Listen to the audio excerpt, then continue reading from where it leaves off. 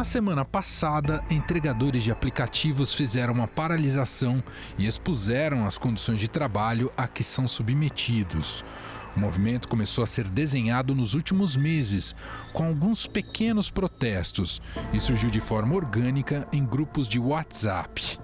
A principal reclamação é sobre a precariedade do serviço, que muitas vezes envolve trabalhar muito e ganhar pouco.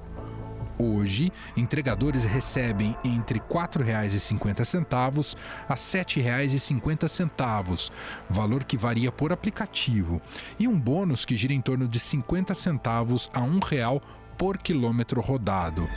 Os prestadores questionam também as políticas das empresas que acabam punindo entregadores com bloqueios e, com isso, não conseguem acessar os aplicativos para realizar entregas.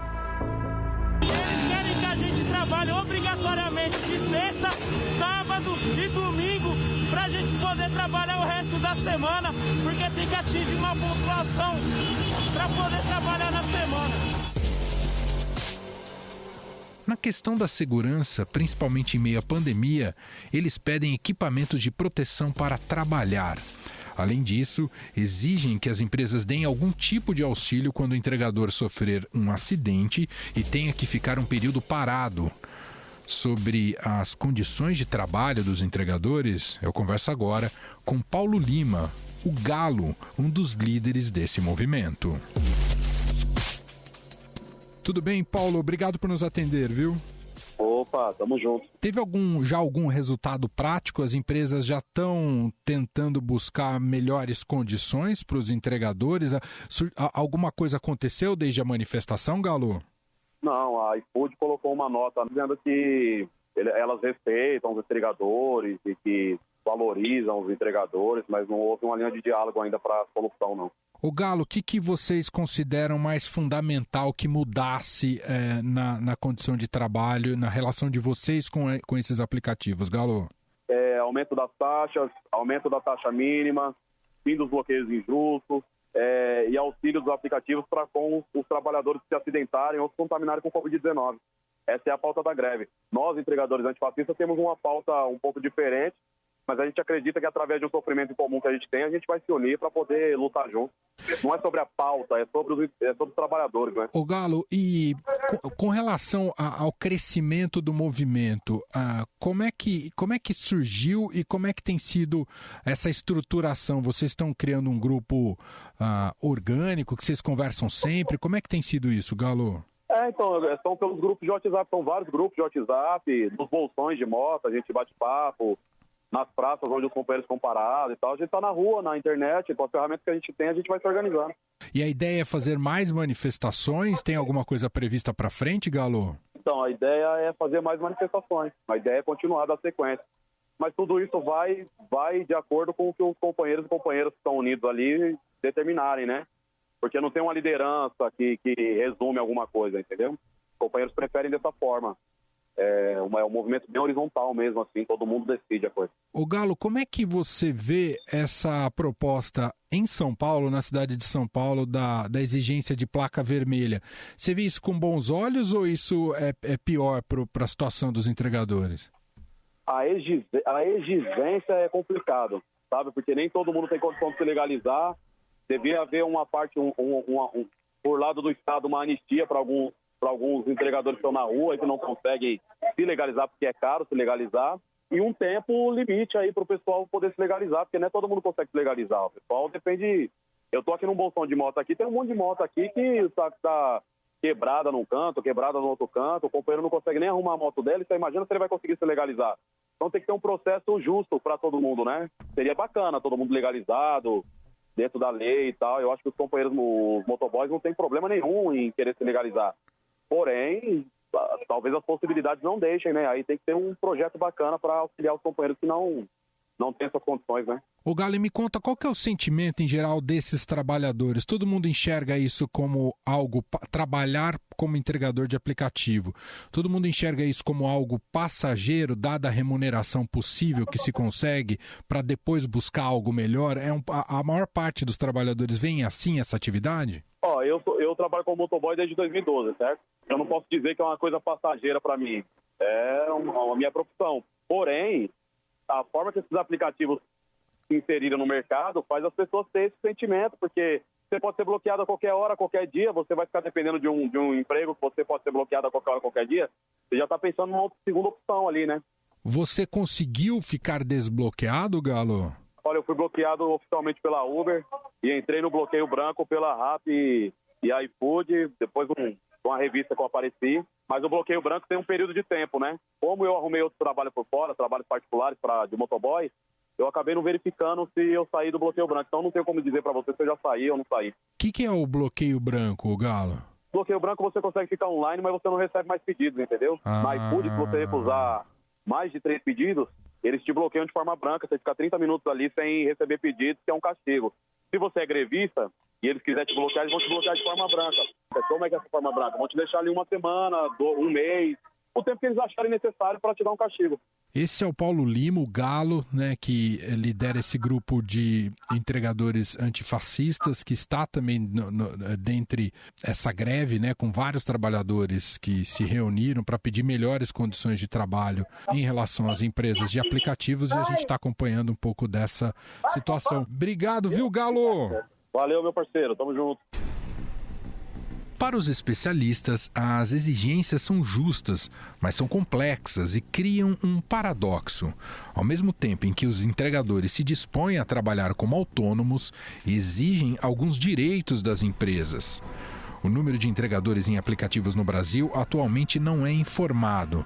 Só na cidade de São Paulo são 50 mil de acordo com os próprios aplicativos. Com a pandemia e o isolamento social, o uso de aplicativos de delivery no mercado como um todo subiu de 9% para 32% na comparação entre abril do ano passado e abril deste ano, segundo o Instituto Food Service Brasil. Uma pesquisa feita pela Rede de Estudos e Monitoramento da Reforma Trabalhista ouviu 252 pessoas de 26 cidades entre os dias 13 e 20 de abril por meio de um questionário online. Entre os entrevistados, 60% relataram uma queda na remuneração, comparando o período de pandemia a um momento anterior. Como informa a especialista em direito trabalhista e pesquisadora da Unicamp e que conversou com a nossa reportagem, Paula Freitas.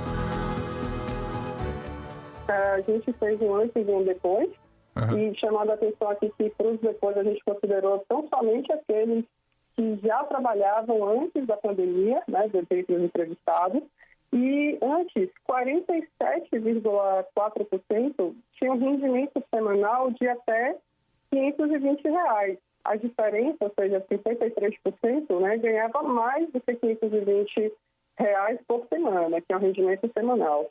Durante a pandemia, esse número subiu de 47% para 72%. Né? É um aumento de 25%, ou seja, 1 a cada 4 trabalhadores teve o seu rendimento semanal reduzido, né, para até R$520 por semana.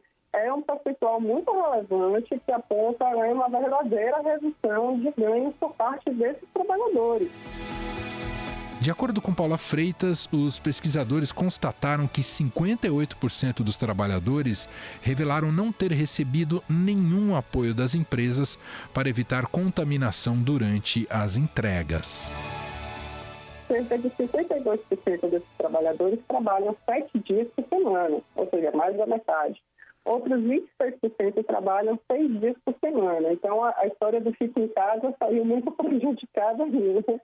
E eles, em termos de medidas de proteção oferecidas pela empresa, 58% deles declararam não ter recebido qualquer medida protetiva. Apenas 24% deles, dentro dos 42%, né, que disseram ter recebido álcool gel.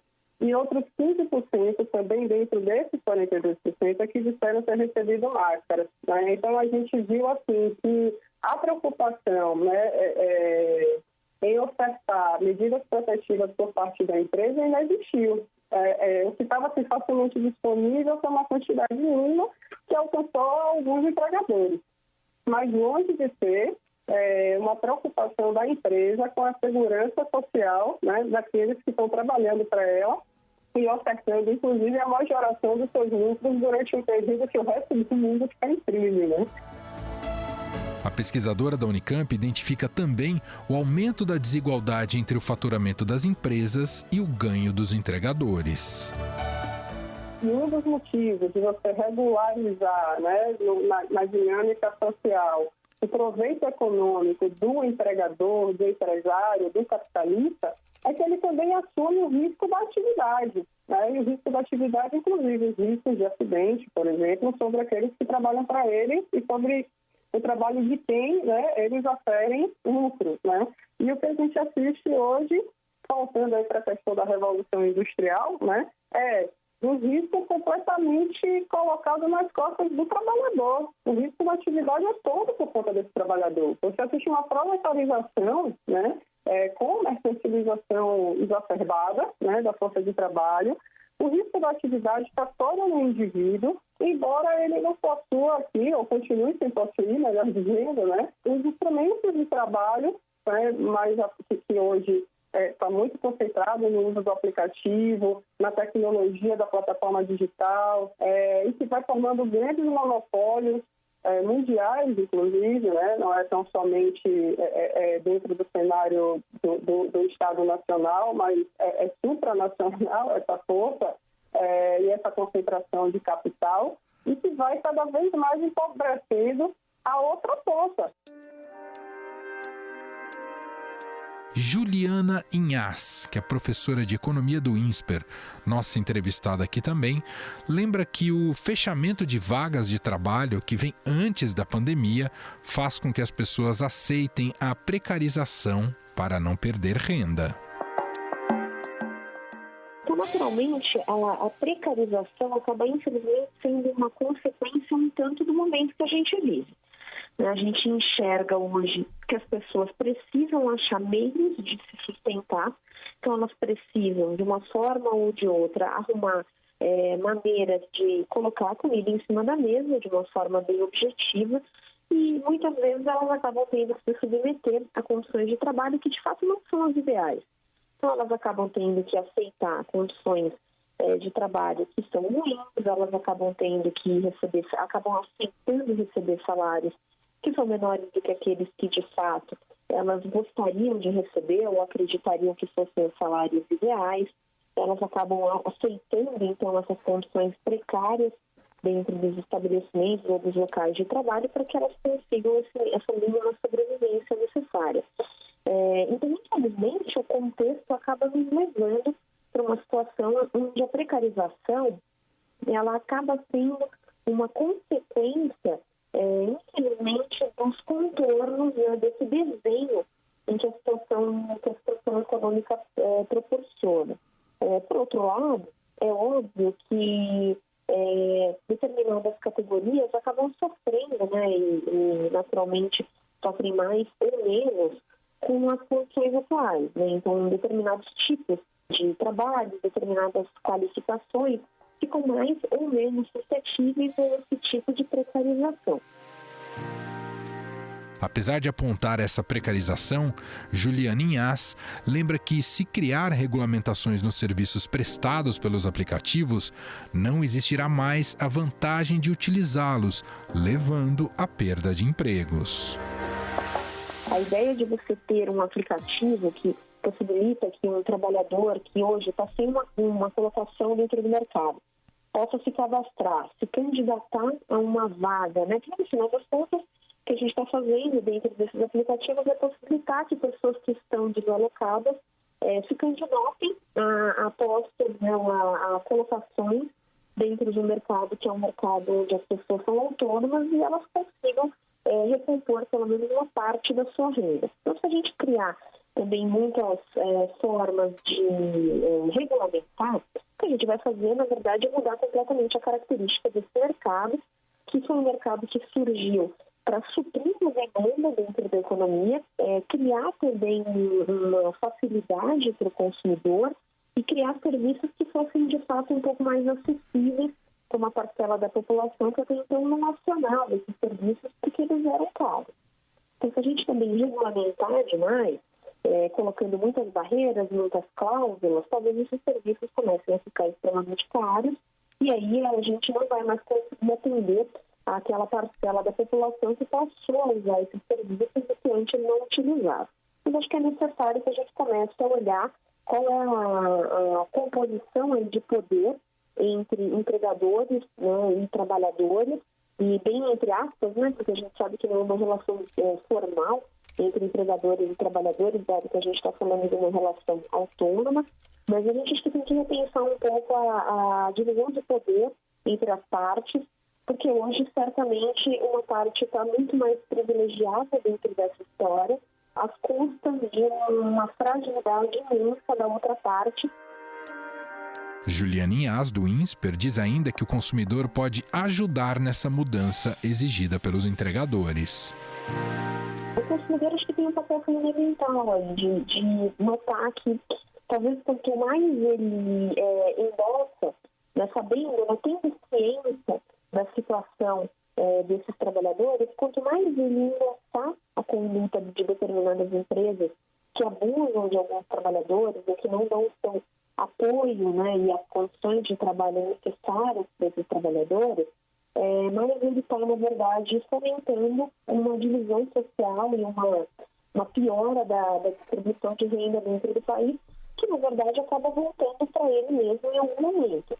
Se a gente for pensar não numa perspectiva de curto, mas numa perspectiva de médio e longo prazo, é uma divisão social pior e uma distribuição de renda pior faz com que a gente, ao longo do tempo, tenha pioras de bem-estar, aumentos de violência e todas as consequências que a gente sabe que acontecem, porque a gente já viveu no passado não tão distante, uma distribuição de renda muito pior que a que a gente vive hoje. Mas não são apenas os entregadores que reclamam dos aplicativos de delivery. Uma pesquisa feita entre os dias 5 e 12 de junho pela Associação Brasileira de Bares e Restaurantes, com empresários da cidade de São Paulo, demonstra que 73% estão trabalhando com entregas e desses 80% está insatisfeito com o atendimento recebido dos aplicativos. Entre as principais reclamações estão as taxas, consideradas abusivas, a deficiência no suporte online e problemas com os entregadores. As empresas também se manifestaram por nota sobre as exigências dos entregadores. A Log afirmou que todos os entregadores sabem previamente quanto vão receber por entrega ao se cadastrar no aplicativo. A empresa disse ainda que todos os entregadores são microempreendedores individuais e que a empresa faz a distribuição de kits de proteção com álcool em gel, máscaras e luvas. A RAP informou que continua aplicando os mesmos critérios no valor do frete, que varia de acordo com o clima, dia da semana, horário, zona da entrega, distância percorrida e complexidade do pedido. O iFood informou que o valor médio das rotas é de R$ 8,46 e que todos os entregadores ficam sabendo do valor da rota antes de aceitar ou declinar a entrega.